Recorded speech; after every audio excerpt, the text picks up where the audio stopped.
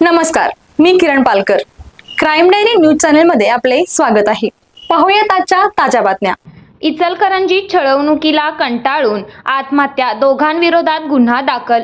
इचलकरंजी शहरात धक्कादायक घटना समोर आली असून सततच्या छळवणुकीला कंटाळून एका व्यक्तीने आत्महत्या केल्याचा प्रकार उघड झाला आहे.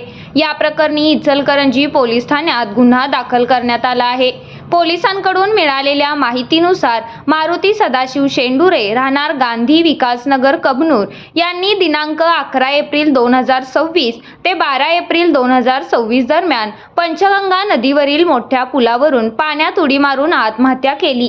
या घटनेप्रकरणी सुनील अर्जुन नाईक वय वर्ष 42, व्यवसाय जागेची दलाली, राहणार योगायोगनगर जमादारमळा इचलकरंजी, सध्या धान्यओळ परिसर यांनी फरियाद दिली आहे.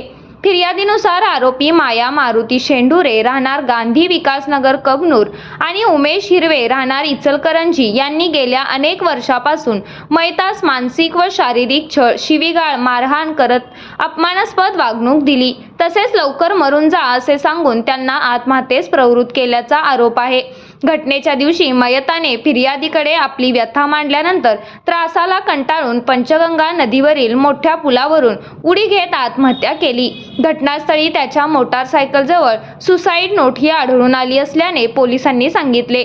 या प्रकरणी इचलकरंजी पोलीस ठाण्यात गुन्हा नंबर 134/2026 अन्वये गुन्हा दाखल करण्यात आला आहे. या गुन्ह्याचा तपास पोलीस उपनिरीक्षक मृणालिनी पाटील करत असून अधिक तपास सुरू आहे.